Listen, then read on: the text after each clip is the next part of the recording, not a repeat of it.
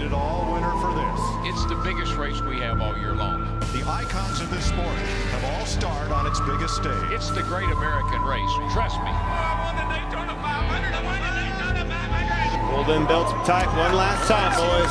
Light the fire.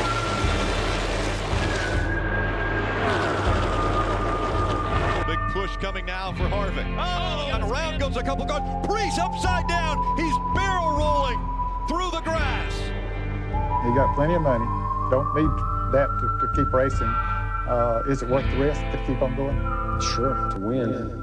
Oh, yeah. Welcome to the Bump and Run podcast. I'm your host, Michael D. White, joined by my two best friends, Matt the Statman Reilly and Eric Daytona Ron. Hope you guys had a great weekend. Hope you guys had yourselves a Kyle Larson type of weekend. He's the big winner. Down at Bristol for the night race. He put on a clinic too, absolutely waxing the field. But make sure you wax that subscribe button as you hit it. Tell all your friends, make sure you subscribe. Bump and Run Podcast available every Tuesday night, Spotify, Stitcher, iTunes, Amazon Music, iHeartRadio, and more. And on YouTube, you can see our beautiful faces. Fellas, how was your weekends? Matt seemed to, I think Matt probably had the most exciting weekend of us all. He spent the Saturday night in Carbondale, Pennsylvania. Tell the world about Carbondale. Carbon is a little corner of paradise. Yeah. Carbondale is devastatingly beautiful. Carbondale is an old coal town, hence the name Carbon in it. And Matt, you were at a wedding. How was that though? How was your weekend, guys? It was good. So it was my wife's best friend. She was in the wedding, so it made for a busy weekend with the rehearsal dinner on Friday night, the wedding Saturday. What did you guys get to eat for the rehearsal dinner? She was gone all day. So you guys have been in weddings and whatnot, so for the groomsmen. You get up and you get going around whatever time you wake up, and you get together and you start drinking. If it's in the fall, you watch football, you bullshit. And it's like, we got to be at the wedding venue in a half hour. I guess we should head over. Pretty much, but for women, she left the house at 6:45 in the morning to go get ready. So she was gone all day. So I had the baby and everything. So we made the exchange when it was my time to head up to the wedding and everything. So we got there and just had a hell of a time. So congrats. They don't listen, but congrats to good friends Mindy and JD on getting married. But hell of a party they threw. So I was watching the race up there, and I watched probably the first 45 minutes during dinner. I had it on my phone on the table there. Yeah. It was, it was on mute, so I didn't really know exactly what was going on, but it was pretty cut and dry, it seemed like. And so, the music started, and, for anyone who doesn't know us, the three of us in our friend group, whenever the music starts and there's a dance floor involved, we're not going to stand on the sidelines. We're in the action. We're out there, baby. You're dancing. And so I headed out to the dance floor and having a good time. Every once in a while, Every once in a while, I'd step out and I'd check it. It's like, okay, Larson's leading, same top 10. Okay. Come back 20 minutes later. Okay, Larson's leading, same top 10. And it just got to a point where I was like, you know what? This is a race I can catch tomorrow. Yeah. I'll catch the highlights. And that was the kind of, what kind of race it was? It was so uneventful, boys, that right now I'm currently drinking a Polar. I'm going to set that off to the side tonight.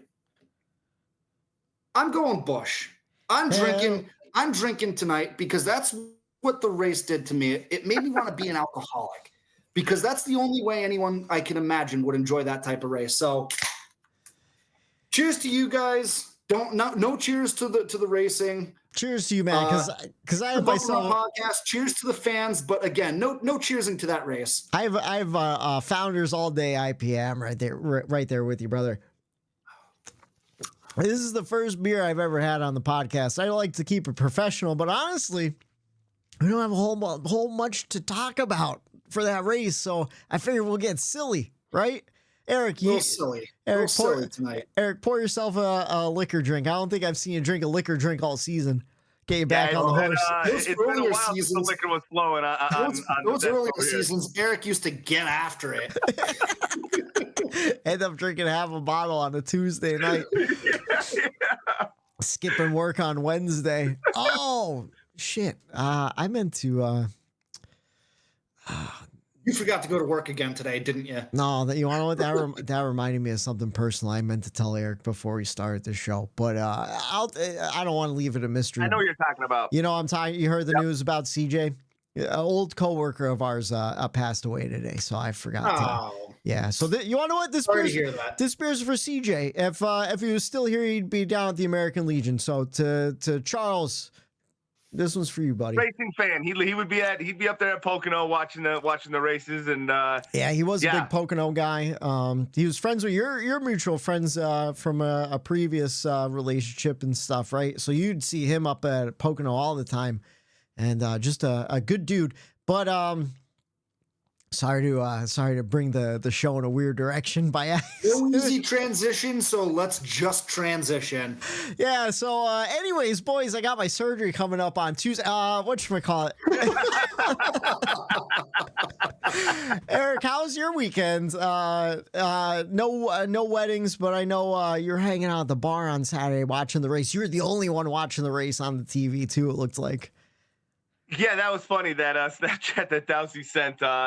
Yeah, I had a dart tournament on Saturday early in the morning, so I started about 9 a.m. on Saturday with the old Busch Lights there, Matt, and next thing you know, the Coors Original Pony bottles I spotted, so then I switched to those, and dart tournament ended about 3 o'clock, got the old shower, and, hurry up, got to get back out there and stay on the wagon, or else I'm going downhill fast.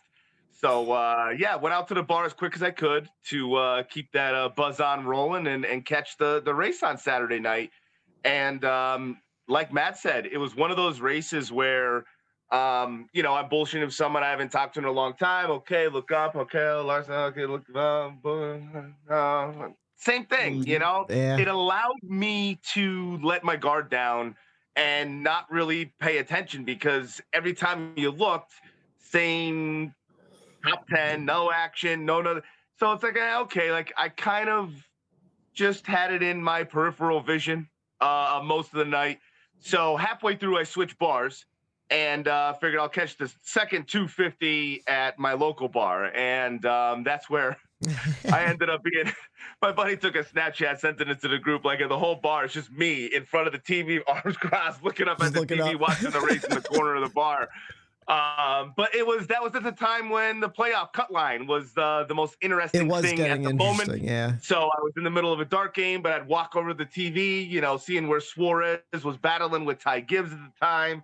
And that seemed to be the only little spark that I could think of. And, going back, and obviously we're intertangled into the social network of NASCAR media. So it seemed like I didn't miss a hell of a lot. Not like having full, attention on the race. So I guess it was a good, we call it a garage race. Yeah. And instead of the garage, we're at the bar. So actually it turned out to be a pretty good, Bristol race. I didn't have any high expectations for it going in. I think that's where a lot of people's downfalls came in. I think we know at this point in time that nothing ever happens the same ever again like that. It's an anomaly. Knew it wasn't going to happen. So my expectations weren't the greatest for this race. So, I guess a good race to watch at a bar. I think the industry knew it wasn't going to be what we saw in the spring too, because they didn't know what the hell happened or how we got that outcome in the spring. So like there was no way of replicating it again. Different temperature, different time. It was a night race compared to an afternoon race. So it's totally different circumstances. So anyone who thought that we'd be getting something similar to the spring was lying to themselves, because I think we all knew that that's not what we were getting. Well, I think that's kind of interesting though, and we'll jump into it more later on. But whatchamacallit, I saw a quote from NASCAR radio where it was Elton Sawyer, where they said they were actually baffled by the lack of tire wear. They thought there would be at least more tire wear, maybe not as extreme as in the spring. I think like you said, Matt, a lot of guys kind of warned us, like, don't think you're going to get it. Like Dale Jr. on his podcast said it last week. He's like, I wouldn't put too much stock into what happened in the spring happening again. Same with Denny Hamlin. He was adamant it was an anomaly the whole time. He said like they pissed in the mix and messed it up. But I think there was an expectation that the industry kind of put on it where it's like, yeah, we're bringing back the same tire we had. We should see something kind of similar. Maybe the crew chiefs will have figured it out. And then we kind of got none of that. But I was on the same page with you guys. I didn't get to see the whole entire race in its entirety. I watched it in parts. Saturday. Tomorrow is my girlfriend's birthday, so Saturday we went out to dinner with her mother. Happy birthday, Bree! Happy birthday, Bree! Happy birthday, Bree! Big 3-5, big 35 milestone. But so I like you guys though. Once I got home and I saw how kind of the race was going, I'm like, well, I guess I didn't miss much because right now the top 10 is kind of looking similar to the qualifying order. And I have a stat about that later on. Do you? Nice. And then I fell asleep pretty much right after Jones had that amazing save. And then I woke up to post-race coverage and I go, Kyle Larson won. I look at the top 10 and go, not much different from when I fell asleep. So I couldn't have missed much. But there was some drama with playoff drivers, like Eric said, and we'll jump into that. But first, you guys want to jump into the NASCAR news? We actually last week we were starving for news, and this week we do have some interesting stories. One I do want to start with just because this week was the first Xfinity Series race on the CW, I believe. Right, last week at Watkins Glen wasn't on the CW, was it? Maybe it was, but no, I think this was the debut. I think you're right too. I can't remember. Did Rick Allen call it? Because again, I was watching the Xfinity race on my phone at the rehearsal Friday night, again on mute. By the time we got home, the race had ended. So did Rick Allen call that race? Yeah, he called it. He's still doing. Who's in the booth with him? Same Steve Letarte, Jeff Burton, I think. Unless they just used the USA. Okay, the NBC crew.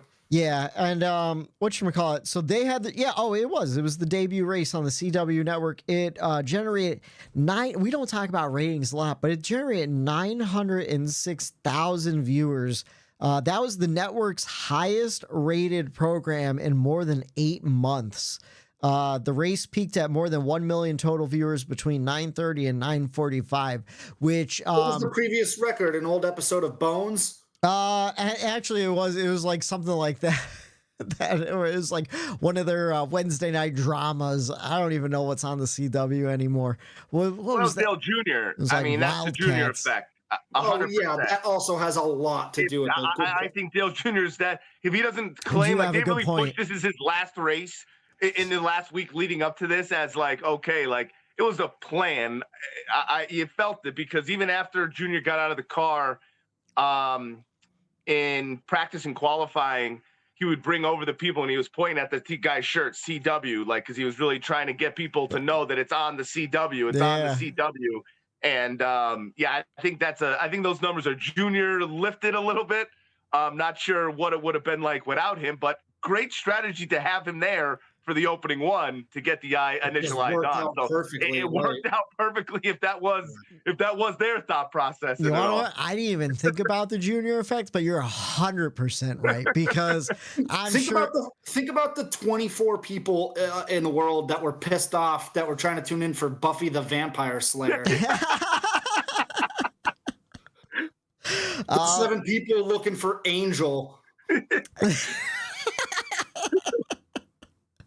Oh man, those are great callbacks on the CW, right? I think that was the WB back then.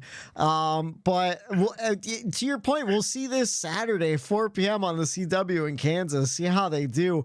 900,000 though, it doesn't sound like a lot of viewers in terms of like the country has 30 million people in it, but those are actually pretty respectable numbers for a network like the CW. So That is a big deal. Yeah, we'll see if since next week it's on Saturday at 4 p.m. We'll see if people are tuning in for the movie of the week, The Faculty, starring what's his name from the Lord of the Rings. Wait. I have to make a correction. Whitey, how many people do you think are in America? There's 33 million people in America. Or 33 million.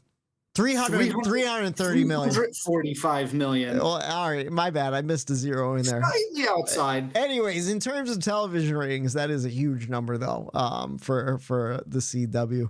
Anyways, I had to call you out on that one. No, I appreciate that.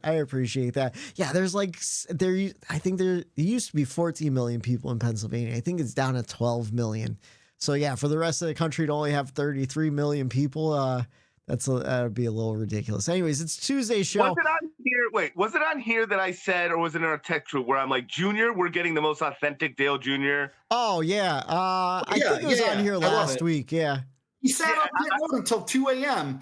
Yeah, again, dude, it was out of practice. Every single time he stepped out of the car and a microphone was in front of him, he's like, yeah, doesn't matter. I'm going to have a cooler waiting for me when I get out of the car. That's all I cared about. After every interview, he said, yeah, gonna have a cooler with me after the race here. We're going to be drinking some beers after the race. And after everything he did, he was just hammering back beers back at the I love it. Oh, I was loving every minute of it. And it's like this version of Junior that we have right now is phenomenal. And I don't know if it's like because I'm talking about this, old clips are coming in my algorithm of Dale Jr. Or if they're newer clips. I don't know. They look like they're the newer clips, but even his wife Amy was talking about him and like music and shit like that he listens to, and he's like putting Metallica on and like middle of the day, like raging. She's like, Dale, like, come on, like, can't you just get it together? Like, not now, like, and I was dying. So you don't listen to Dale Jr. Downloader. You gotta listen on Tuesdays. That's when you get all that fun shit. He's a wild man still. He's a pretty open book too. Like he tells you everything about what's going on with his life and what he does on the weekends. And oh yeah. He's got that dog in him. I love that valley in him. There was a story he was telling last year about how Amy was surprising him with something. His wife Amy, and while he's telling the story, his eyes peeked up. He's like, man, I love surprises. So she's like, oh, meet me downtown. I go, oh, what are you gonna do? A little day drinking? And I think about him saying day drinking all the time, because it's like, yeah, if he was in the Wyoming Valley right now, we'd all be day drinking, no problem. Yeah.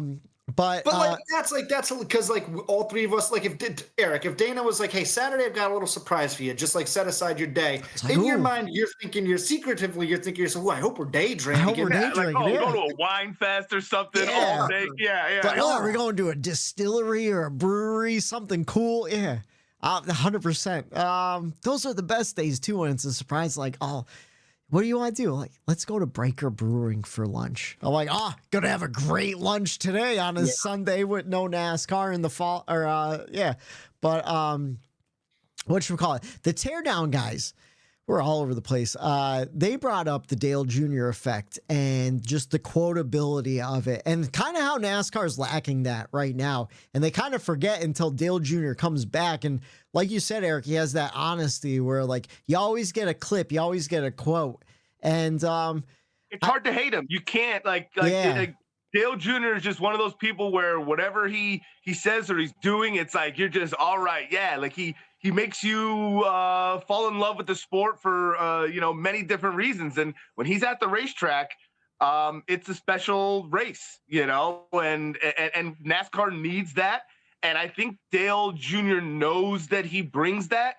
And I think that's why he does stuff like that, because he knows he's still a focal point of this sport.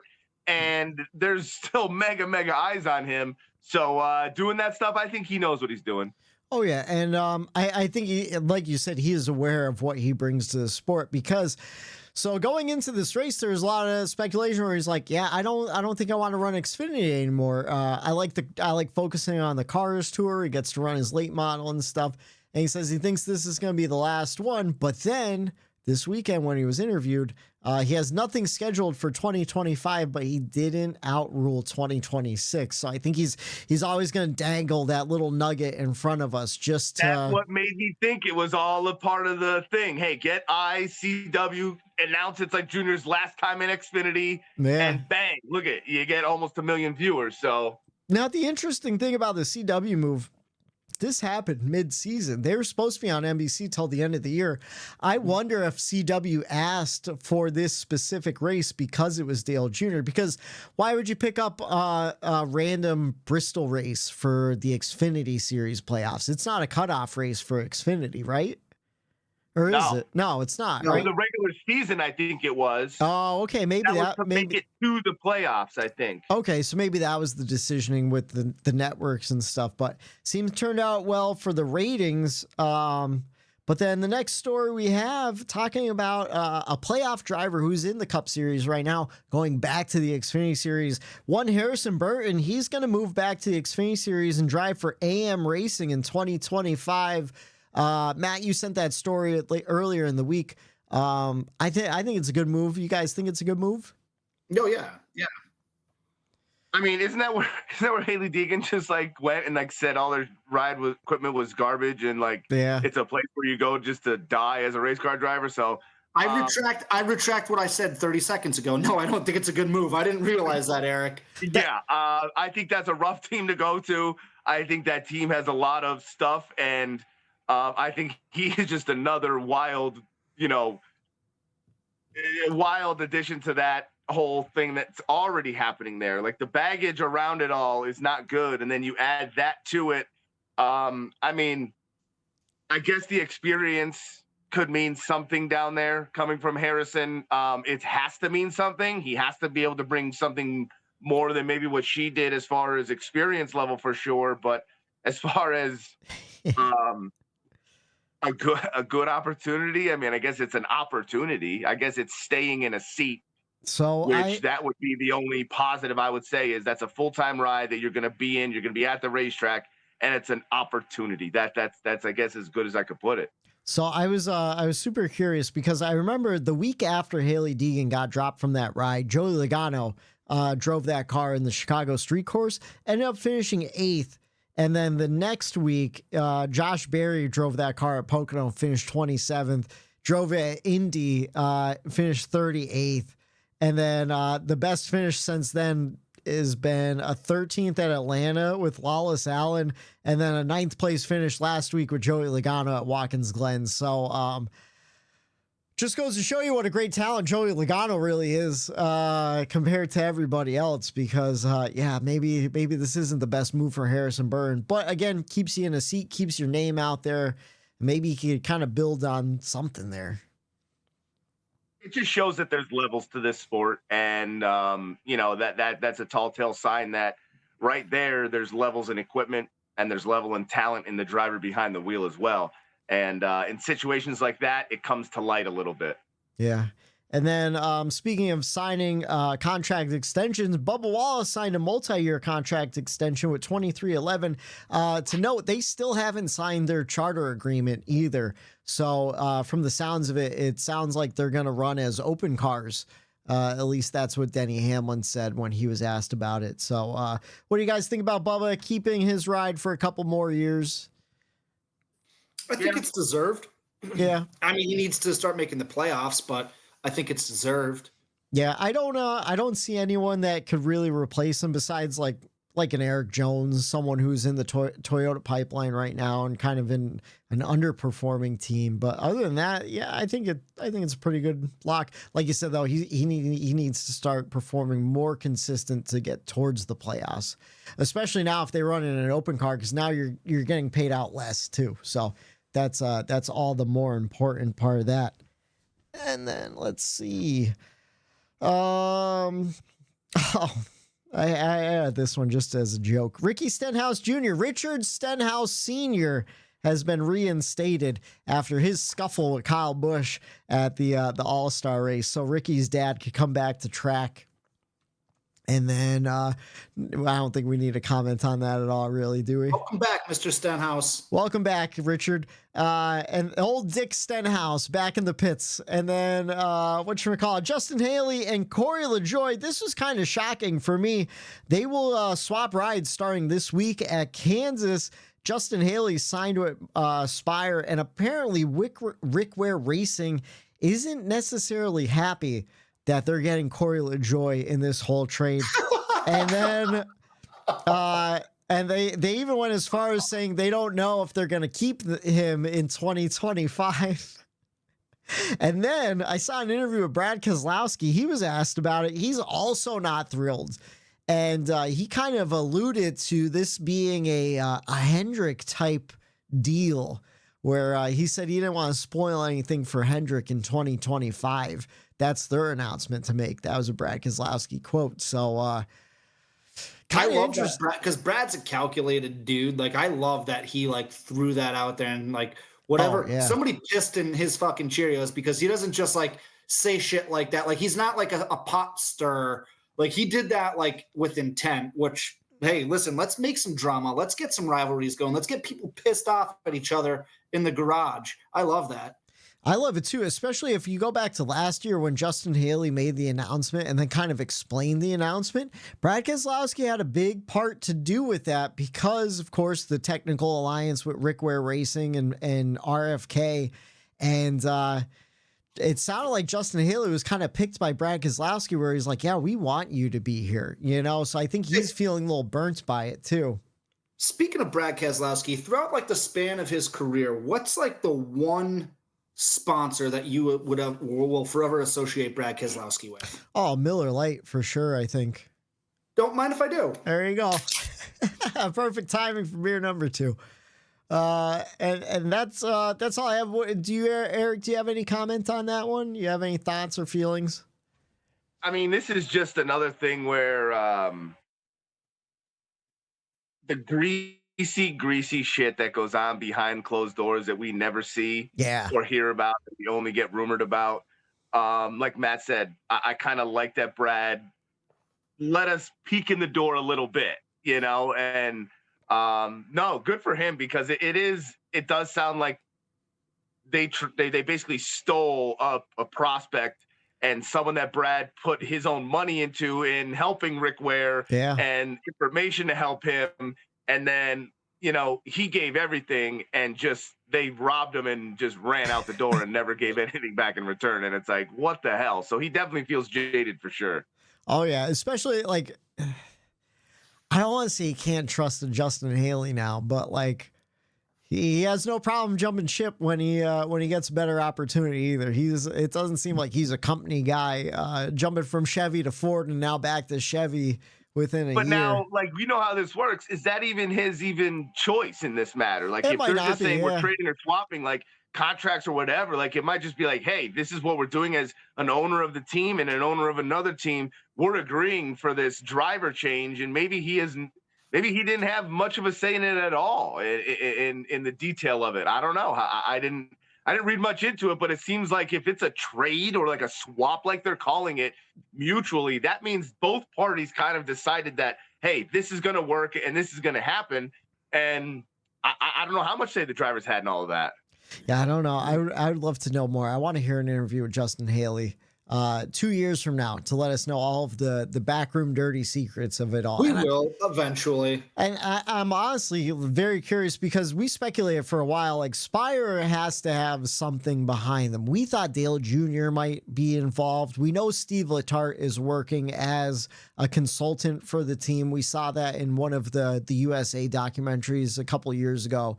And now it seems that Hendrick has a vested stake in Spire, which kind of makes sense because like they have 4 cars. There's a lot of people in the Chevy pipeline. Why not put them in a Spire car and kind of a de facto like Wood Brothers style Penske agreement? So I'll tell you what, Lajoie's family has to have a bigger stronghold in this sport than we realize too, because to keep them going. Yeah.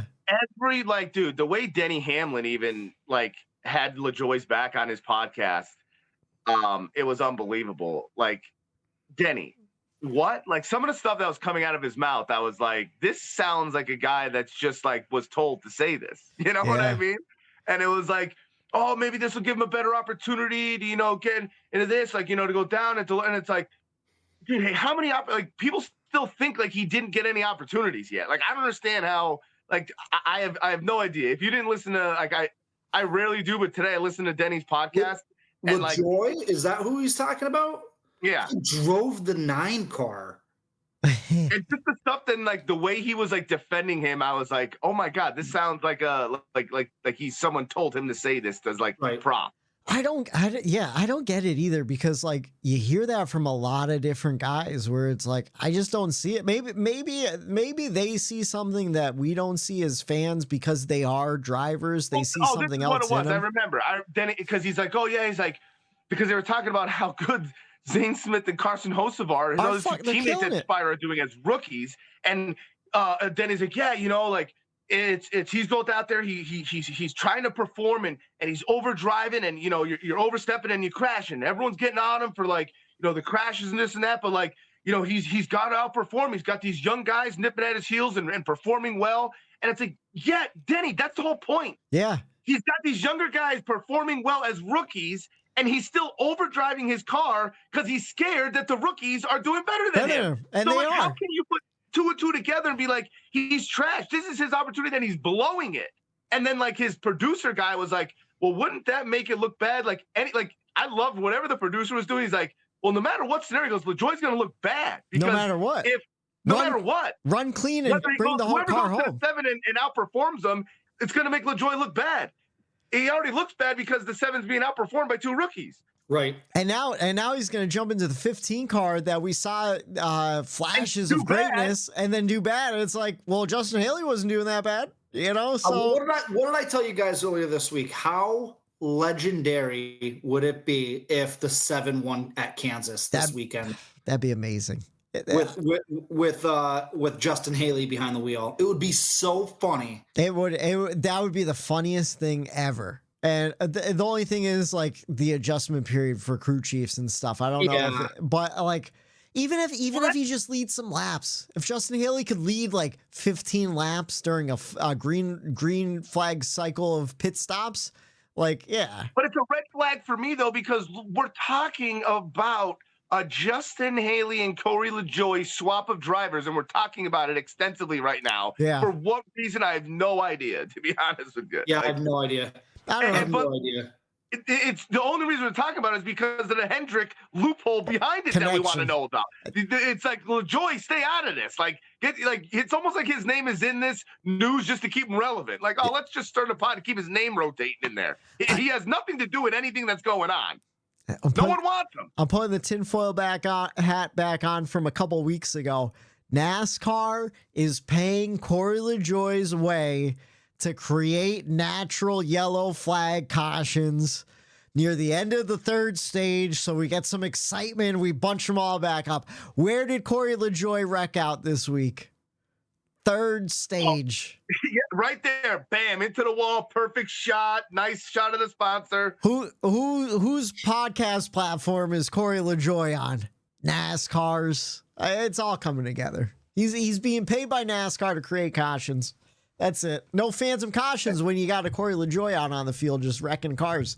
That's why Denny, they're all in on it too.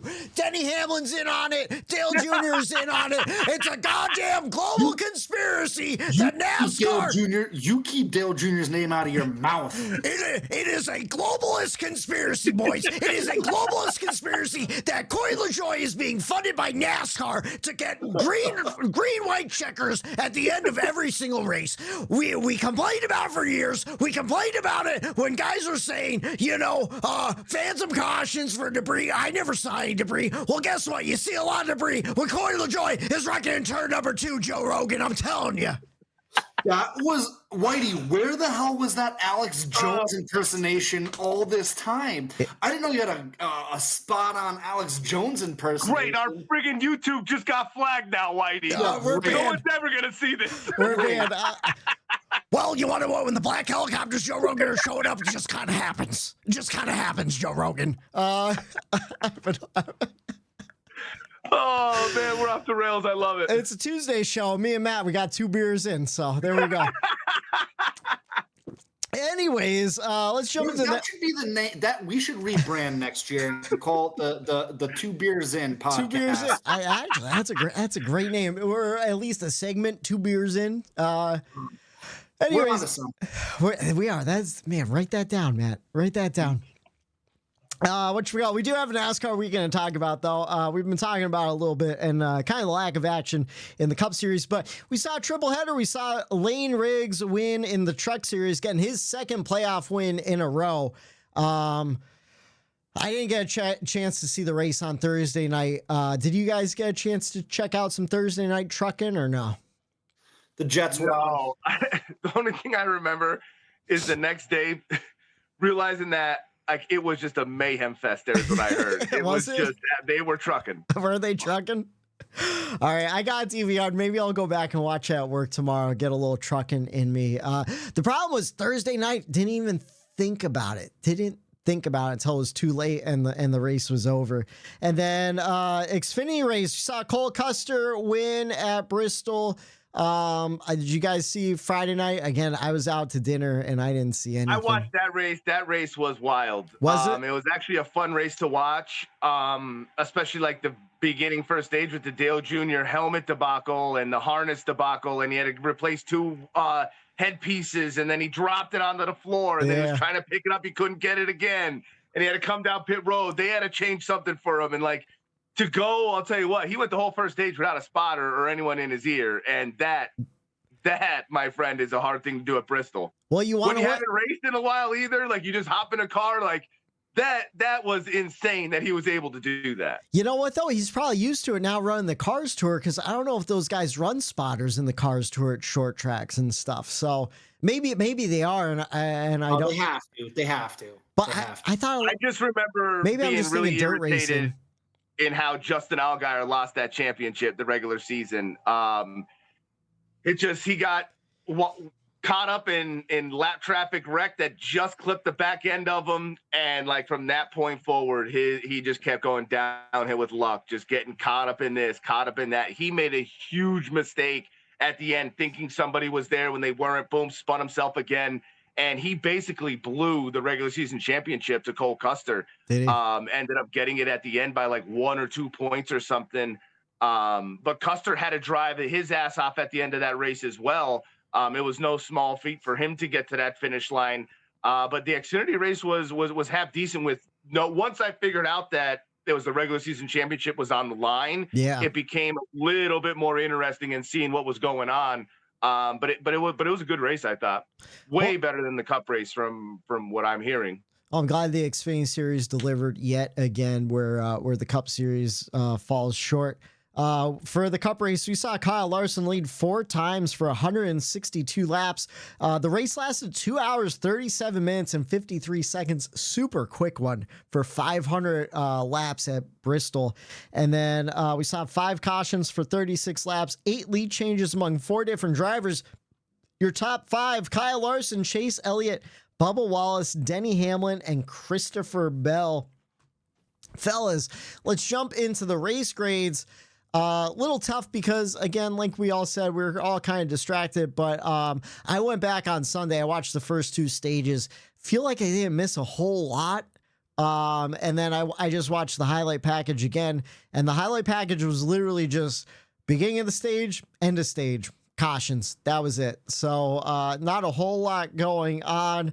Fellas, I'm just going to give it a C- / a D. I'm not mad about the ass whooping that Kyle Larson gave, because sometimes it's fun to see a good old fashioned ass whooping, which was cool. The problem was there was really nothing else of note besides, playoff driver drama. So thankfully for that. But other than that, I didn't see anything on the track that would warrant more than a C- race. It was average at best, if not below average. So that's where I stand. How about you guys? How about you, Eric?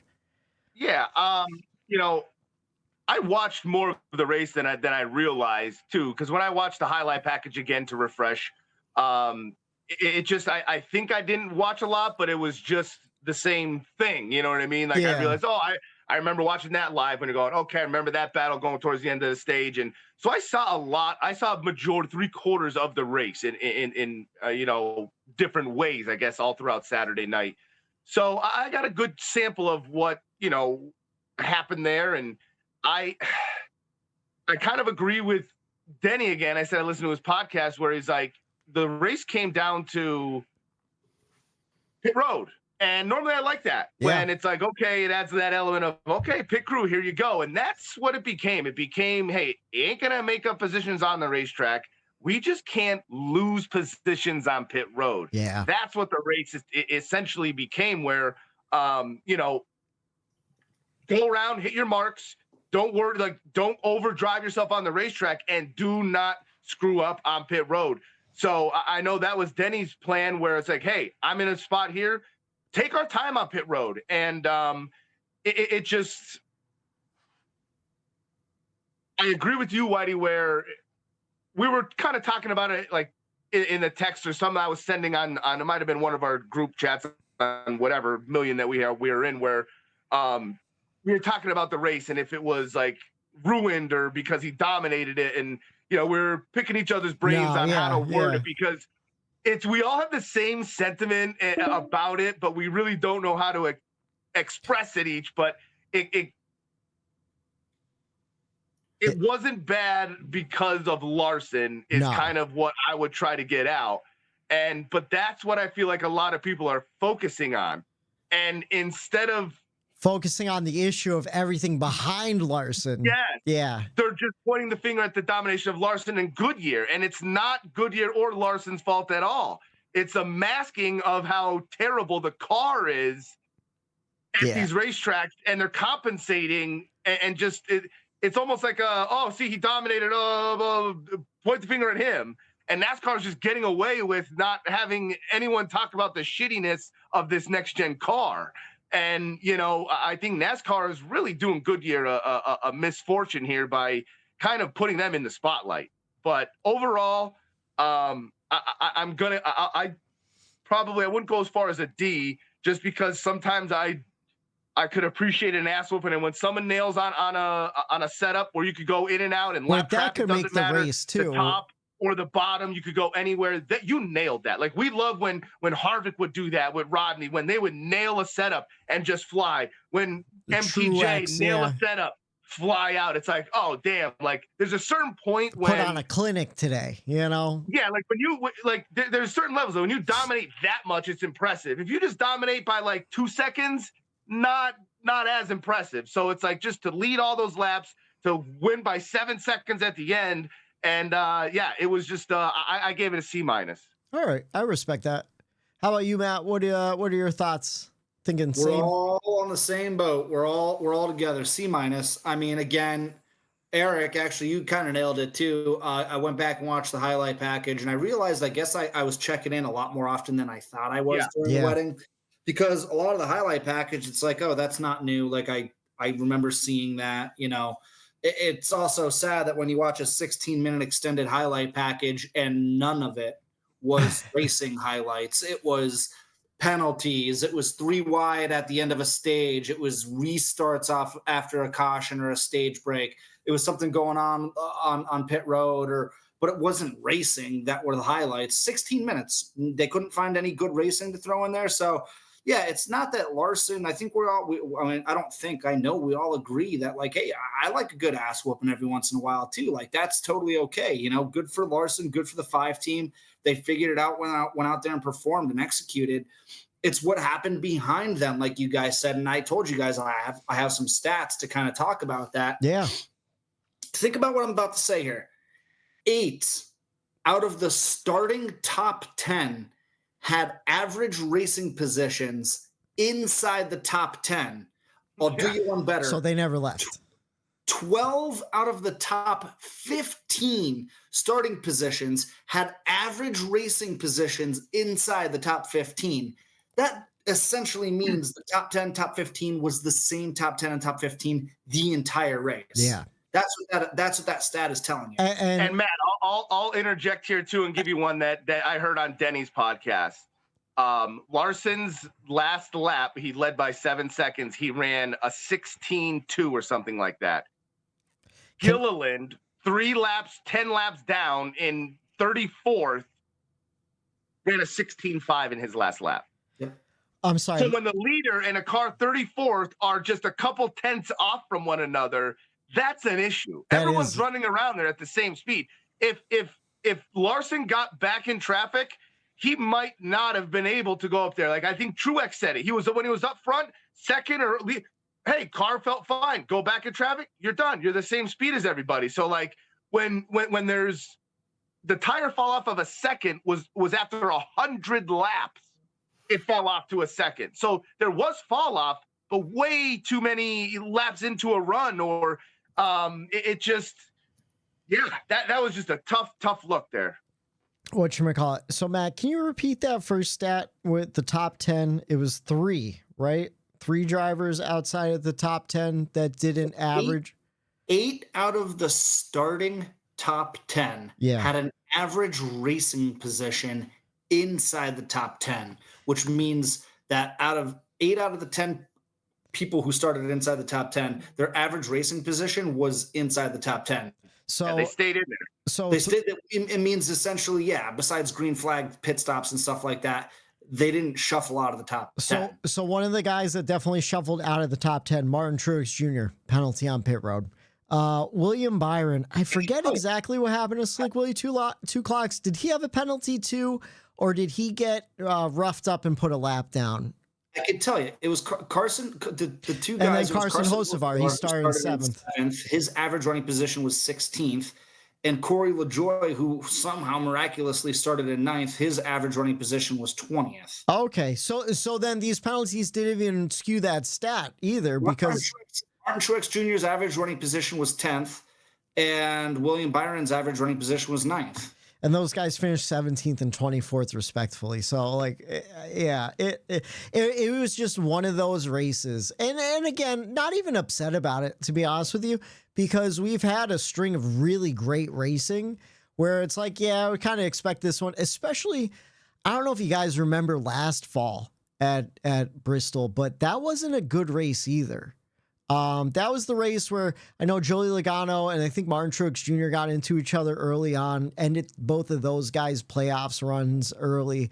And then again, like I feel like we complained about last year's Bristol race almost the same way where we complained about this one. I can't remember who won. I think Denny won that one. That was where he got out of the car and he said, "I just beat your favorite driver."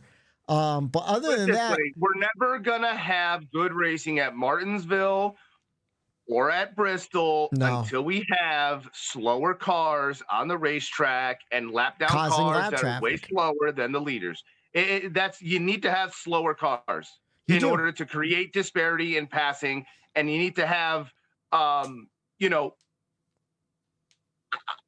need to have the ability to make a pass. You have to be able to go up there and punch it down, and when you want to go to make a pass, you should be able to try to go and make a pass. And it doesn't seem like this car allows that to happen. I agree, especially since like this week, like the lap traffic just kind of you kind of move out of the way. Look at Ty Gibbs and Suarez. Ty Gibbs followed him for 70 laps trying to get around him. Yeah, could not get around for 70. It felt like 70 laps. It might have been 50 or 40, but like you're done. Like you cannot get around somebody unless you're at least 3/10, 4/10 faster than them. And the disparity is not that much amongst these cars. You saw it from first place to 35th. It was only like 2/10 difference in lap times.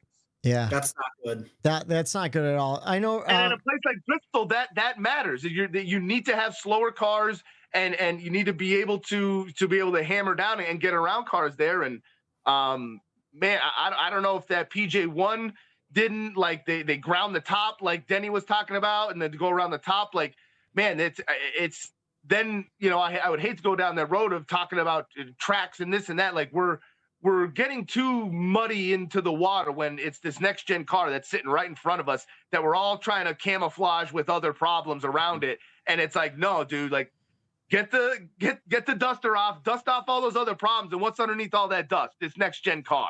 And something's got to be done more than just messing with the tires. You know, Like Denny said, it's money. It's the cheapest way to fix I it was for going to say, now. Denny straight called him out. It's like, we're trying to fix a car problem with tires and it's not working out. Yep. You know? You know what the shame of it is too is I mentioned it last week on the podcast. We're coming off of what, a 7-8 race stretch where we've had unbelievable racing. racing, great grades, And that's then, the thing. Last week, at what most of us consider our favorite racetrack, it just sucks. and last week, like we saw we have- tires make a difference last week. So We have what might be the best racetrack on the circuit right now coming up at Kansas. That's why I wore the Kansas win T-shirt. I think Kansas is the best track we have on the circuit right now. Like hands down, the racing at Kansas the last 3-4 years has been phenomenal, and I'm excited to go back this Sunday.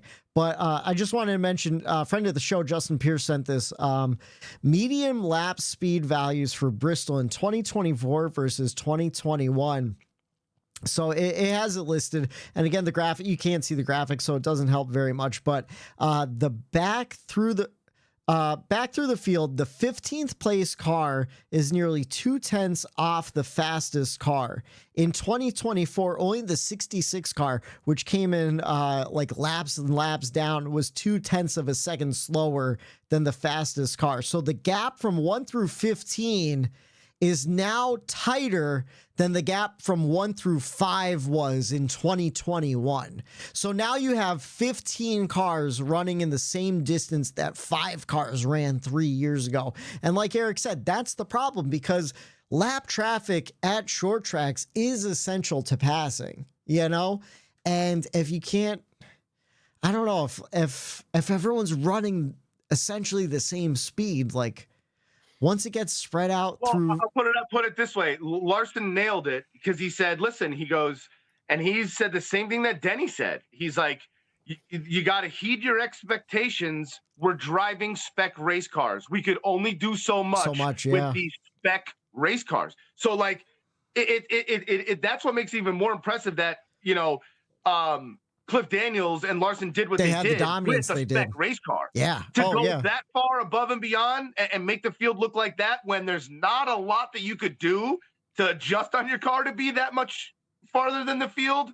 Yeah, it's a spec race car that, like, their hands are tied with a lot of this shit, and they're just going out there and doing what they can with that car. And until they allow, I think that was a cry for, like, hey, let these teams kind of open that it up. Gray area, open the gray area a little bit. Let us fuck around with this Gen 7 car, and maybe we'll fix it. Yeah. But they're like handcuffed now, these teams, and it's like, I think we have to have a year of Wild Wild West engineer just edition. let them engineer the shit out of these parts. I agree. How often do you think it's happened in these garages in the Cup Series where, like, over the past 3 years that we've had this car now, an engineer or a crew chief has looked at something and been like, I can get us 0.4 seconds right there if they just let us. But every week that happens. But at the same time, it's like, but it's going to cost us an L1 penalty if they find it. Right. So we can't do it. But, like, ooh, right there, I bet you I can get us 0.2 of a second right there. But they can't touch it. And it sucks. And that takes away the ingenuity of what NASCAR was built on. The Frances are ruining shit. I'm fully on board with what you're saying. Let the engineers just have at it. Let them fuck around with the single source supplier parts. At this point, what could it hurt? You know? I mean, they even, like, allow them to screw with little things. Remember when they used to allow the driver to do his own wedge adjustments in the car? He had, like, the wedge thing to make adjustments, like brake adjustments. They have all these switches inside these cars. How about we give the drivers back a little thing so during the race maybe they could adjust on something that they feel like a little bit. Give them some opportunity mid-race to do something more to this race car to make their car better so that the racing becomes better. I don't know, just something as small as that might make a difference. I also propose get rid of SMT data, because now, like, one of the problems is, I heard Denny say it on his podcast a year ago. He goes, I wasn't great at this track. So I start looking at the data of someone that was good and I emulate what they do. Now everyone can see exactly what every other driver's out there doing. So now you've taken away the element of the driver's hands. Like, this is my talent, this is my skill. Well, now everyone's just going to copy me, and then we're going to run even closer together anyways once they master that part, So I was thinking about that too this whole weekend when Dale Jr. lost his radio, and I'm thinking to myself, I'm watching Larson go around and Denny go around, and I'm thinking to myself, okay, Ty Gibbs lost his rear view camera, and I'm like, good, make it harder. Make it harder on these drivers. If the car is making it easier for the drivers, then take some shit either out of their hands or put stuff in their hands to adjust on the car. Yeah. To allow them to maybe get better by a couple tenths in a corner, or but at the risk of overheating, and using too much brake. Hey, that was on you because you adjusted too much in the car. I don't know. It's something little I feel like could still be happening, and it's not. But one thing, and I'll bring it up later on in the show, but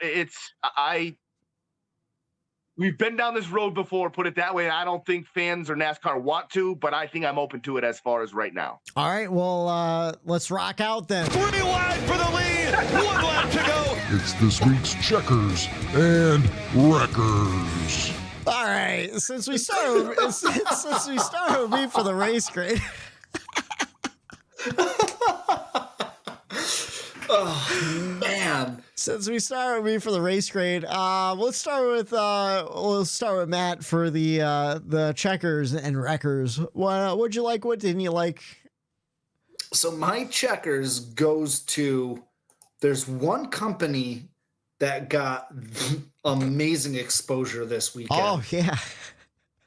In the NASCAR world, and that is one that's not even on the side of a car anymore. That is DeWalt. Justin Allgaier had a DeWalt Sawzall get stuck under his front clip, left the pits. It went out. It eventually got loose. Well, here comes Marty Snyder doing a pit report with the Sawzall that got brought out there. A part of it was buffered off because, it just went sliding across going 100 miles an hour. Yeah. Guy pulls the trigger. It still works fine. DeWalt needs to throw that into a commercial yesterday because that was awesome. That'll be a Christopher Bell paint scheme next week. Right. Yeah. He'll have a picture of that on the side of his car. Oh, yeah. Wait, does C-Bell still have DeWalt?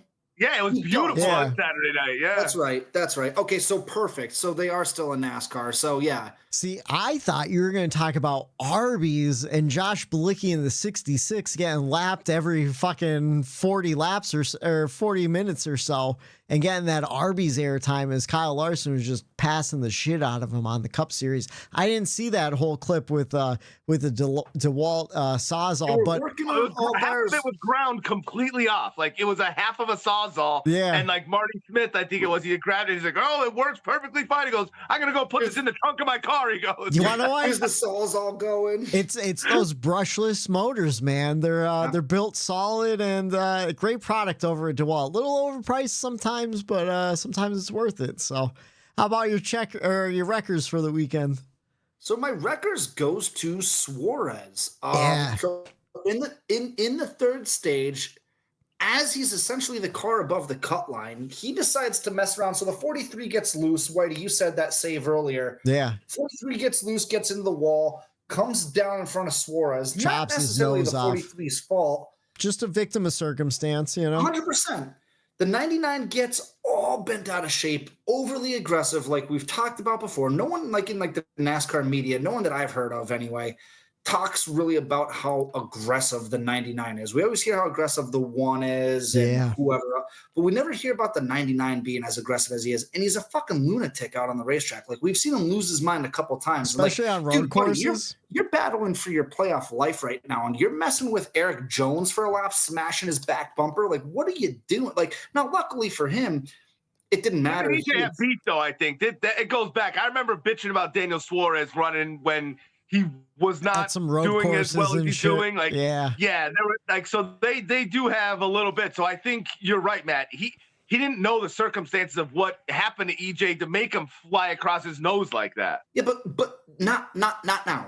right? Like you're battling for your playoff life. Right. Like now's not the time, amigo. Like you got to figure it out. So I don't know. I just thought that was in bad taste. Like I said, it worked out. It's fine. But like if it didn't, like that would have been scrutinized for a right, because all you got to do is finish the race, Matt. You're right. If he didn't finish the race, he was done for. So let's say he does, and hey, he tried wrecking EJ twice, and it wasn't happening, dude. Like the car control that EJ has, it was amazing. He was basically being shoved all over the place. He was, for a whole lap.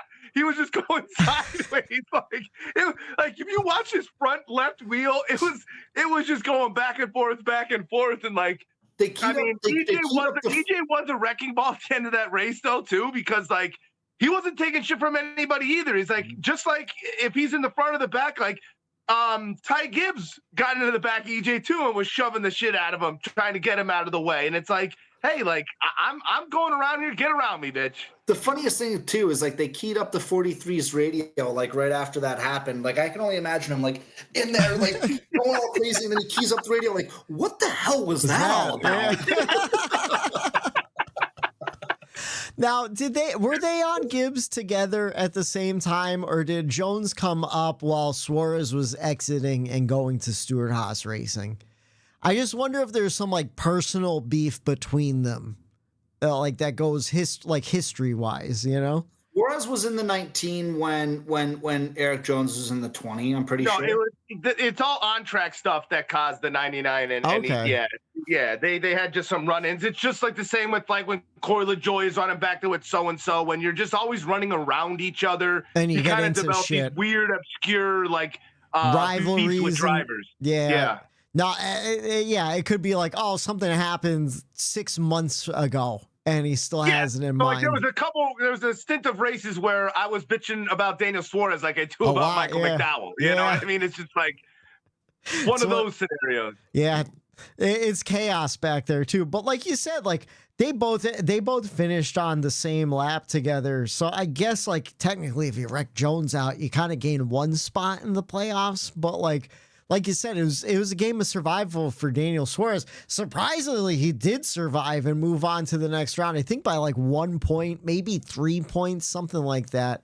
But just a wild night. Well, what are you doing messing around when your playoff life is on the line? Like anything could happen. You bang them the wrong way. The sheet metal, well, it's not sheet metal, but like a tire goes down, or you lose control yourself, or break your own toe comes link up behind you when you're messing around and spins you out. Like anything can happen at Bristol. So like, why even messing around at that point? No, I agree. How about you, Eric? Though, what's your checkers and wreckers? My checkers goes to Kyle Larson. Just I like when drivers and in the sports world break records. Records are hard to be broken. Records are meant to be broken. And I feel like when they get broken in an era that I'm able to watch, it's something that like I kind of pay attention to. And I like that. It's a stat. We're into that world here. And it just other sports, they celebrate things like this and records. And in baseball right now, Shohei Ohtani, he created this 50-50 season that's never been done in baseball. And the traction that it's getting is unbelievable. So I feel like in our sport, records, they're hard to beat. I feel like records aren't talked about a lot. And as far as stuff like that, and the record that he broke was he led the most laps in a single race in Hendrick Motorsports ever. Yeah. And we all know who was driving in some of those Hendrick cars. Legends. And it blew my mind to hear that, that it was the most in a single race. And like we said earlier, it's sometimes you have to praise the domination. And it was one of those things where, hey, I could say I was around when Larson, set that record and be a part of, to watch that greatness. And part of me, I love to hate. I'll hate when hate is due, but I also am on the side of when there's greatness among us and we might not see it, appreciate it even if you don't want to. And 146 laps led is going to be a hard record to beat too. So I feel like this one's one of those that'll probably stay pretty solid for, I don't know, maybe the end of Hendrick's run. I mean, it's been 40 years to get here. We'll see. We'll see. I like that. And again, sometimes you do have to celebrate the dominance because he did put on a clinic. How about your Wreckers, though? My Wreckers goes to MTJ. I said this a few weeks ago, boys. Will he have another downfall like last season? And, that is something I was worried about with him. And, here it was again, everything slipping away from him. Getting into the playoffs, the first round of the playoffs, and then this race where it's self-inflicted, which made it even worse. And it's just a shame to see him go out this way. And it's a shame that he let lesser drivers and cars make it through. And it's his own fault for doing that. And that part kind of makes me mad at Marty because it's like you allowed them to move on. Like, we could say Suarez probably shouldn't be able to move on. Like he wishes 36 races were Atlanta because Atlanta got him in, and Atlanta this time kind of sealed his deal in the first round too. So to have him and Briscoe, Briscoe drove a great race at Bristol and they found speed. I don't know what Stewart-Haas Racing here. They're throwing every last bit of this run at the 14 car, but they're messing around with their setups and finding speed. And, you would expect Martin Truex Jr. in that equipment and his talent that he is to be able to beat those guys no matter what. And it was just, another shot in the foot, a pit road incident where we see it with Denny a lot. Sometimes pit road is the reason you don't win a championship. And it just seems like a black cloud every once in a while. It just follows Marty here, and he just crumbles here at the end of seasons, and couldn't get it done. Which I was sad to see him exit the first round. Yeah, it's definitely upsetting to see a guy who's retiring. Like, you want to see him win. You want to see him ride off into the sunset. Well, for the NASCAR storylines and just everything in general, it helps going forward. Yeah. And we talked about it with like certain drivers not making it to the final four, but we could also talk about certain drivers not making out of the first round affects the viewership and the product in a whole too. And I just think he is somebody with, especially Bass Pro Shops, huge sponsorship in this sport. Him they not making it through is it sucks.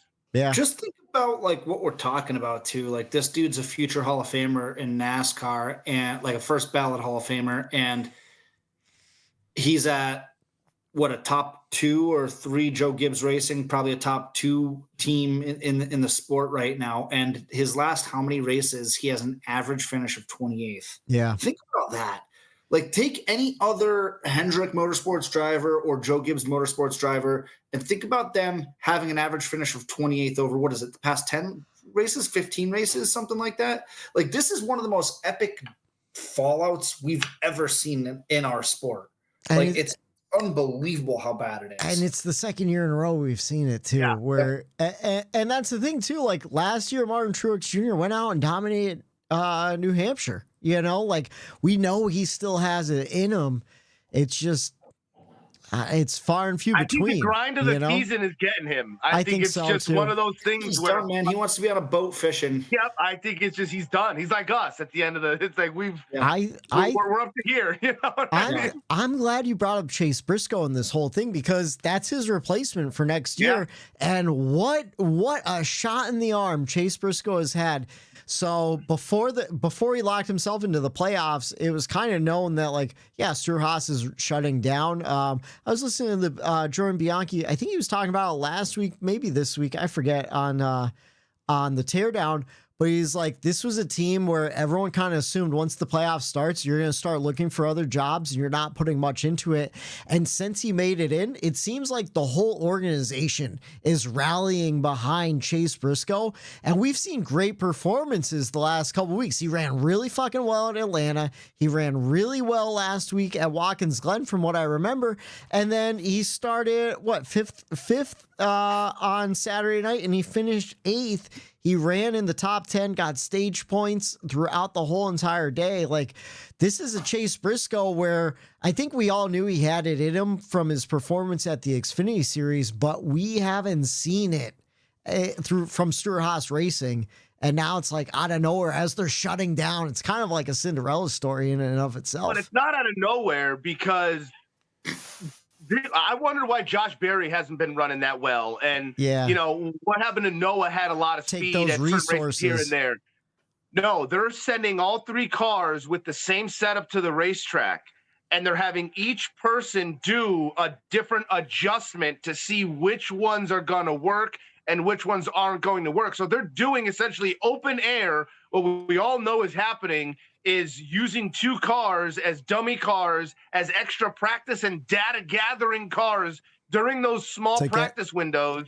It's why when single car teams do so well, it's impressive because they don't have that luxury of 2 other cars in a practice session running the adjustments that you want to run, but you don't have enough time to do it. They've been doing a lot of that, and it seems to be working. And you're right. That is just Stewart-Haas saying, hey, we have an opportunity here. I know this might not sound good for Barry or for Noah Gragson, but, they're not going to be there anyway. Stewart-Haas is like, hey, let's just try to give what we can to help this organization. And I think they're sacrificing some of their results at the end of the season here to help the 14 team and Stewart-Haas as a whole. And I think it's well deserved, like I think this is the right move. It is. You got to tip the hat to them because look at all season. People try all year to find that little bit of edge and they can't do it. And to find it like that when you need it, whether or not they had something up their sleeve that they might've been hanging on to, I don't know, but it's almost Penske-esque. It is. Yeah.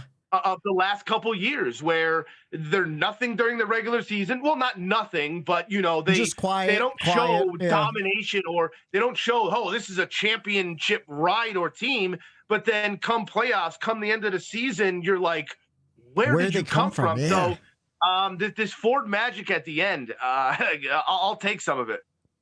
Yeah, I'm interested to see how far he goes in the rest of the season. I really am. And then I have to give props to his teammate, Ryan Preece, who we barely talk about him ever. He finished in 7th right in front of him. So he's just a great short track driver in general.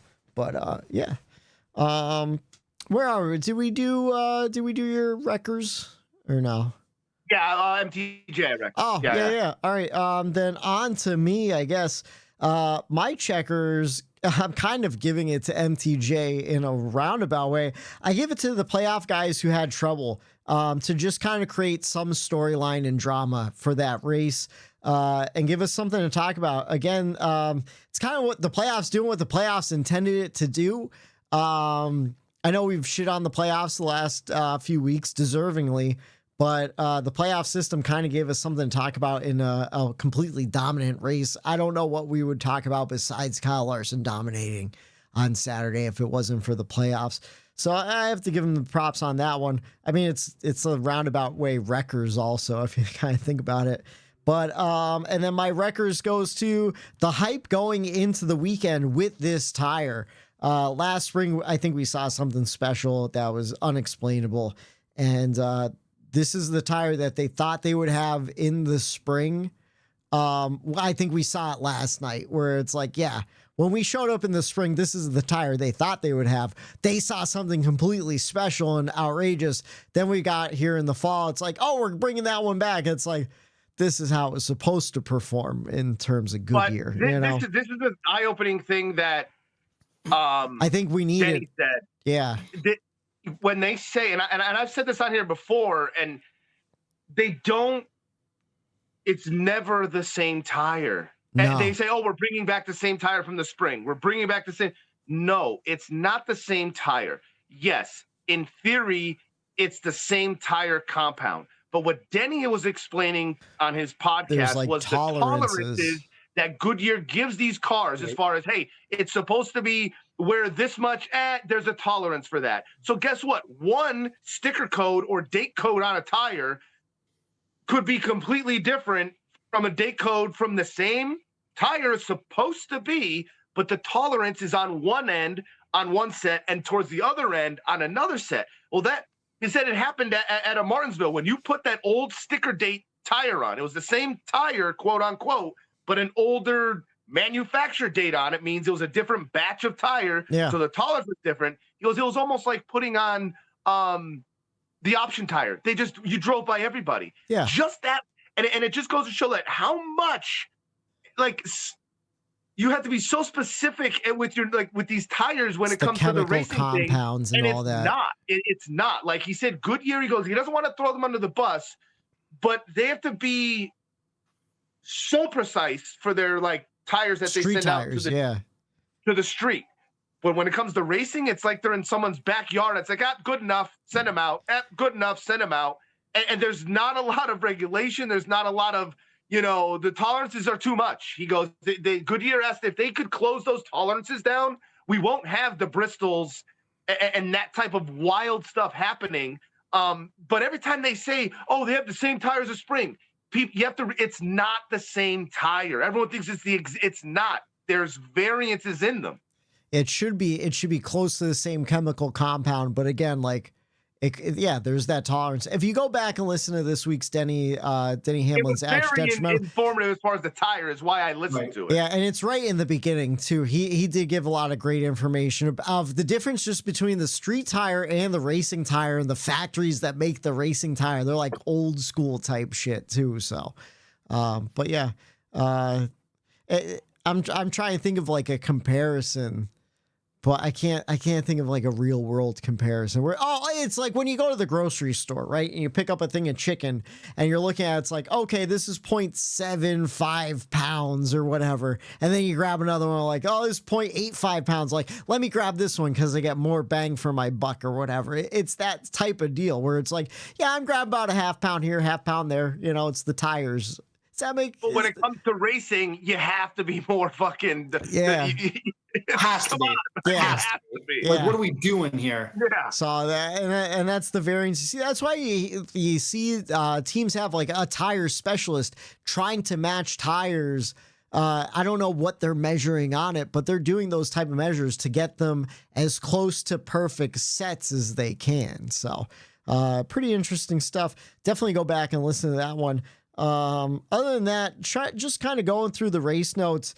Guys that had really good days. I think just honestly, the guys in the top 10 were most of them gained stage points too. Like Matt said, we didn't see a whole lot of variance, but Chase Elliott finished in second. He had a great day throughout the other two stages, kind of sitting in the back of the top 10 all day long. Bubba Wallace had a really strong performance if he was locked into the playoffs. I think this is like one of the tracks that they were aiming for. His teammate, on the other hand, Tyler Reddick, I don't know what the hell happened to him. He finished a lap down, just started the race off well in the first stage and then fell off after that. So not exactly sure. And then kind of what happened last week. There, so that's weird. It was weird. Yeah, he didn't end up in any gravel pits or anything like that. James Dennis Hamlin had the race he needed, finished fourth. I think we're all kind of questioning what he was doing in the playoffs the last 2 weeks with Watkins Glen and Atlanta, but Denny Hamlin getting himself advanced. C. Bell running a really great race, running in the top 5 all day long. He finished in fifth. And then Ryan Blaney, he had a poor starting position, but he worked his way up. So in a race where guys really had a struggle to pass, the Fords were able to pass a little bit too. So good on him. And then, is this the beginning of that weird Ryan Blaney domination we're going to see from here to the end of the season? I think is this the beginning of it where we can go back and be like, remember when he was at Bristol and he was the only one who could pass anyone? Yeah. Is that what's happening? Okay, I just wanted to. Him and Kyle Larson were the only ones that could pass all day long, and then it sparks because what's the stretch of races we have coming up that are good for Blaney? We have Talladega. How good is he at Talladega? Multiple time winner there. The Charlotte Roval, I think he runs pretty well at the Roval. And then once you get into the round of 4, like that's what saved his season last year was just round of 8 dominance to get to the round of 4. So yeah, I don't know. I think you're right, man. I think we will see a Ryan Blaney kind of resurgence almost. Yeah, and then let's see.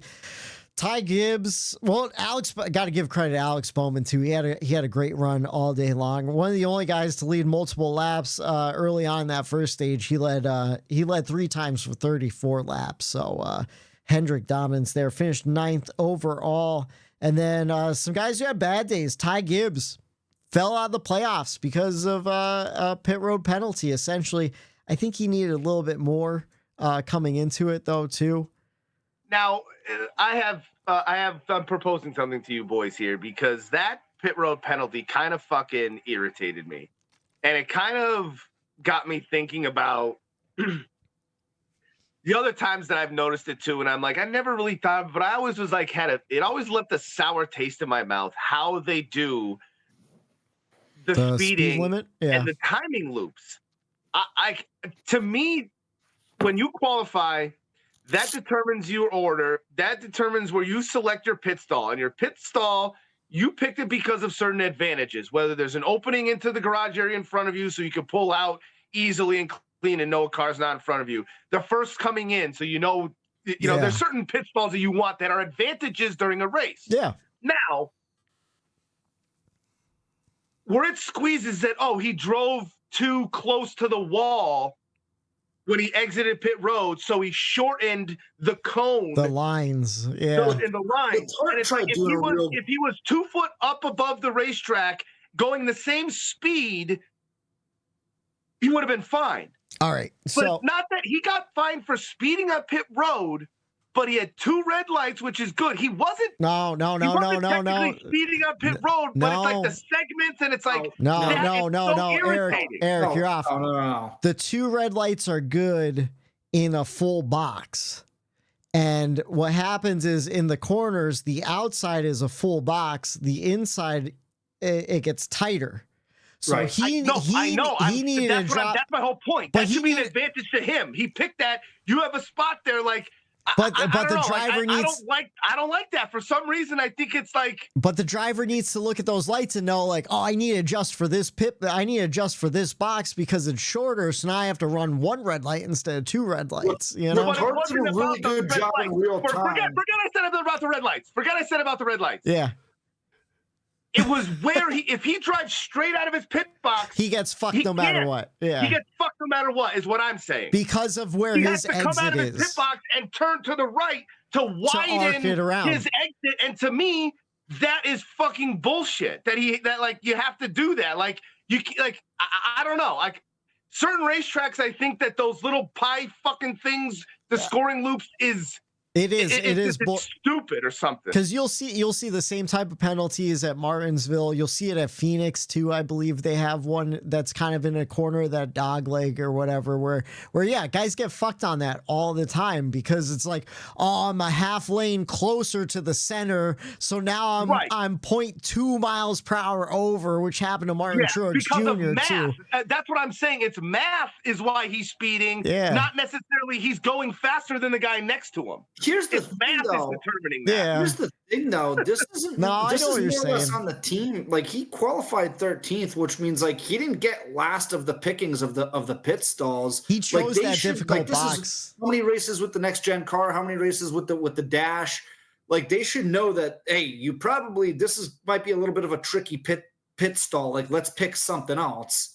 Yeah, but at the same time, it's like, well, now it's in the corner. It's an easy exit as long as you're not a little heavy-footed on there too. So but you're a cutoff playoff car. Like, why run any type of risk at that? Yeah, point? No, I agree with you, Matt. I really do because it's like I just don't know how to formulate it. I really don't even have an opinion. I'm trying to work it out with you guys. Why put yourself in that position? For some reason, it irritates me. Eric, what you're pretty much saying is it's bullshit because everyone should get the fair shakedown on pit road. Of the same size, yeah. Agreed. I think we all agree with you on that. But in order to get the fair shake, they have to do it the way that they're doing it now with timing loops because the tracks and everything is different. So that's the only fair way. But I necessarily don't like the fair way that they're doing it. Agreed. I think we're all on the same page. But what I'm saying is like shame on the 54 team. Yeah, for putting him in. You do your homework. Do your homework. Right. Do your homework is exact. Yeah. This isn't the first race at Bristol with the next gen car. It's not the first race at Bristol with the dash. Do your fucking homework and try to avoid any risk possible when selecting pit stops and everything else. Especially, and like Ty Gibbs is a great driver, but he's still very inexperienced. Sure. As like just a driver in his career. So it's like, yeah, why put him in the position where he could possibly fuck that up so easily? And then he does. It's like, it reminds me going back to Martinsville like 2 years ago when Ryan Preece won the pole. So then he picked that first pit box. But at Martinsville, it's not really the first pit box because they eliminated pit box in front of it, where every first pit stall in every other track besides Martinsville, you gas it up as hard as possible and you're getting out to that line before you could even possibly speed. Except for at Martinsville, and then he gassed it up and he ended up speeding and he got thrown to the back of the pack because of it. Yeah, but listen to this scenario though. Now people can start playing games if they know that. Oh, because yeah. What if Ty comes out of his pit stall and Pinches he's trying to get wide, but then he gets pushed low because these other two know, hey, keep Ty low and he's going to speed no matter what. But at the same time, we saw Martin Truex Jr., who's very experienced, have the same issue, and he blamed it on the lights. He goes, I got confused on trying to remember what lights I have to hit in which sections, you know? And how far to the outside wall or to the inside wall I have to be. Like, man, pit road at Bristol, brutal. No, I agree. And fuck math, I guess, right? Yeah, I don't know why I'm mad at it. It just, something doesn't feel right about it to me. Like, I could see why. To me, it's just like, I'm with Matt, where it's like, why would you put yourself in that position in the first place? You know, pick a nice spot in the middle. That way you get in and out, you know. But I guess if you push it, and it could be an advantage if you get close. I just heard the tab. I wondered if that was number 3. That's all I have for the race notes, though. You guys have anything else to add? Whitey, good ear. I'm surprised you knew that was the tab I was playing with. Oh, yeah, I know. Listen, I want to propose something. At this point, does NASCAR allow teams, and do we run? We've done it before. I know, boys. Be prepared for this. Gen 7 short track car. I mean, the Gen 7 was great at short tracks. It was. Like, we need a separate short track chassis. We need some, because if they can't tweak this car, I can't see them going back, though. To get to where we need to be, then they need to not have this car be able to run at every racetrack. Then, if they want to keep whatever they're doing, I'm proposing that. As a fan base, I know it's going to be hard to go back, but it seems like they don't want to do anything else, where it's like, do we just need to have like a complete, like, where like they don't have anything for aero underneath it? Like, here's this, what we need. Roll this out without old school, like an old school aero package car. You know what I mean? Like, it's something, I don't know. So I'm with you.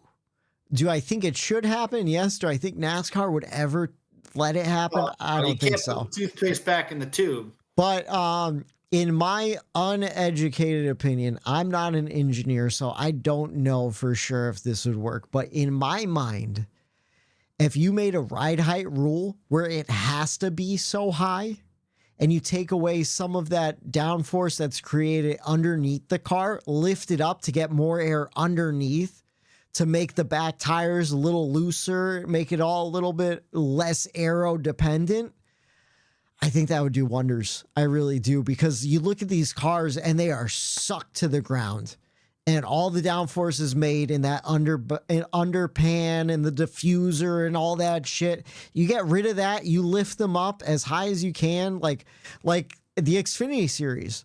We talk about all the time. They have a minimum ride height rule where it has to be lifted up. The Cup series, but they just keep taking it away, putting it up, adjusting it. Yeah. They always have a rule there where they're always once again, dog chasing the tail, I guess, because they'll fix the car, but then they'll change the rules. When it's like they should have fixed the car but left the rules the same. But they fixed the car and changed the rules at the same time. Now you got the same fucking problem. No. You can't do one or the other. But I don't know. It just got me thinking because, you know, Larson was talking about, he's like, listen, I drove, you know, when there was 1,000 horsepower, when there was 650, 550, low downforce, high downforce. Yeah. He's like, he drove it all. And at a certain point, it's like he almost knows that this car is not going to be able to do what it wants to do. And even Denny said it was rushed. It wasn't designed. So, like, I think where I'm getting at is, does NASCAR, like, how far do you go into this experiment before you've gone too far to where now you can't scrap it and start over? I think we're already there. I think we're there. And I think you need to figure out a way to rework just a short track package for this car to figure it out. Right. And Eric, you're forgetting the main factor here. That would be NASCAR admitting that they're wrong, and they never fucking do that. No, they don't. Yeah, you're right. And that's the factor right there. You know who's to blame too? Richard Childress Racing. They designed this piece of shit car. Why would we go to Richard Childress Racing of all race teams to design a good car? Why wouldn't they go to Joe Gibbs or Hendrick, somewhere that actually, like, I don't know, performs well in the first place? It's just incompetence, though. I think they are more than capable of designing a car. Mm-hmm. They're obviously doing work on it and tweaking it and getting it better. We've seen the races. Matt talked about the stretch we were on. It's just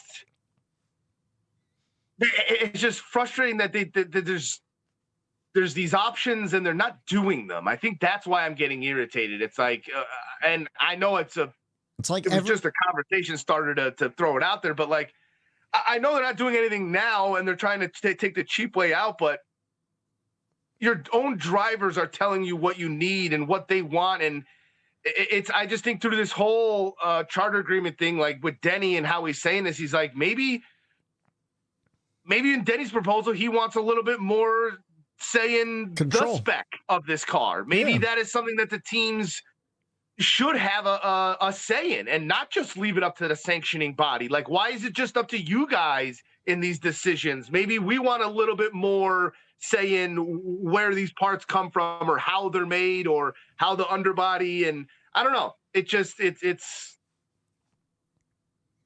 getting frustrating that, like, we're on that edge of, like, either we fall into keep going great or we could go back and then we're absolutely terrible. We're at that peak, you know, it's like that what happened to the momentum we had in the third grade on the pencil where it teeters, you know what I mean? And you spin it. Yeah. But that's NASCAR right now. And, you know, they could go either way. And I don't know. I guess this is the fan to me where I feel like they could fumble the bag at any moment. And I feel it slipping away. I feel like everyone's been screaming from the rooftops for years now. But the bad Bristol playoff race, I mean, that's where it got me thinking, because it's like, if that race was awesome, that could have really propelled a lot of different stories. A lot of different things. Yeah. Yes. And like, not only for like this year's competition, but going forward, it could have, you know, just fill in that place again. And it's, man. I wish the tire worked out for us. I really do, you know, but again, like Danny said, I don't think there's any quick fixes to this. It's like a fundamental issue, you know, like they need to work on the fundamentals of the car. But that's all I had. I just wanted to see your opinion on, like, because they've done it before. I figured that was another cheap way of doing it, was just like, we'll just throw this in and just do this. And they give you the parameters of this car goes here and this car goes there. Why not? I mean, you're already speccing it. So, okay, these spec go here, this spec goes there. And I wouldn't mind that at all if they could figure it out. In all reality, what we're saying is we want them to remove parts from it, so it should save you money. You don't need a big the $1 million diffuser underneath the car. If anything, the short track package, everyone looks forward to it because, we have less work this week, You know what? The short track package should be everyone goes down to the local dealership and they just run them what they pull off the lot. That's the new short track racing. Eric, you're getting into Dave Moody collar territory now. I know. Yeah. Speaking of, here on the Bumper Run podcast, everyone loves to talk about the winner, Kyle Larson, and the dominant performance he had on a Monday. But here we like to talk about the guy who came in last place, and that was one Kaz Gralla. He apparently had steering issues, the old 15 car. He made it 296 laps of 500. Tough luck for Kaz Gralla. But we are heading in. What's that? I missed that one. It's just Kaz Gralla, man. Like, just fucking Kaz Gralla. Yeah. There's always a Kaz Gralla just hanging out. Next week it'll be Corey Lajoie. Fucking Kaz. That son of a bitch. Anyways, we're heading to Kansas. Trucks on Track Friday, 8:30 on FS1 for the Kubota Tractor 200. Saturday, Xfinity on track. What? Kaz Gralla, man. Poor Kaz Gralla. What did he do? It's nothing. He finished 200 laps down. He's always lurking. In the back of the pack. Let's see. Saturday, Xfinity on track, 4 p.m. on the CW for the Kansas Lottery 300. And then Sunday, Cup on track, 3 p.m. on USA for the Hollywood Casino 400, presented by ESPN Bet for all your betting needs. And then, speaking of betting, we had our picks from last week. I picked James Dennis Hamlin. He got me 46 points. And Eric, you picked Christopher Bell. He also got you 46 points. We got a tiebreaker here. I am lower in the overall standings than you are. So does that seem fair? Matt, quick. Average running position between the two. Oh, for the good idea. Pull it up. And then, Matt, you picked William. Eric. Okay. Wait. I'm sorry. All right. I was kidding there. Hold on. Average running position. Hold on. I got to go back because I was looking at my Kansas stats because I know I'm picking first. I got it right here. All right. So for Bristol, who got who? I had Denny Hamlin. I had Christopher Bell. Jesus Christ. Come on. Average running position, Denny Hamlin and Christopher Bell. 15.5 for both of them. Ooh, stupid. Jesus. All right. Christopher Bell was 4th. Denny was 5th. Okay. Wow. All right. So Eric picks last. I pick in the middle. And then Matt, you picked William Byron. He got you 26 points. The funny thing is, I went back to last week to listen to the picks, and you were this close to picking Kyle Larson again. And, I know I was. Yeah. I'm not going to make that mistake this week. I'm just no drama. I'm picking Kyle Larson. You're picking Kyle Larson? All right. Yep, he won earlier this year. He's got a phenomenal in the Gen 7 car.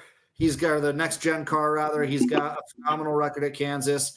I'm not overthinking it. He's on a heater right now. Kyle Larson at Kansas. All right. I'm picking the Homer pick. I'm wearing the t-shirt from the last time he won at Kansas in the playoffs. I'm picking one Tyler Reddick. He hasn't been performing like I would like the last 3 races. So hopefully we turn this ship around in Kansas and get us locked into the next round. How about you, Eric? You're not going to pick Kaz Gralla, are you? No.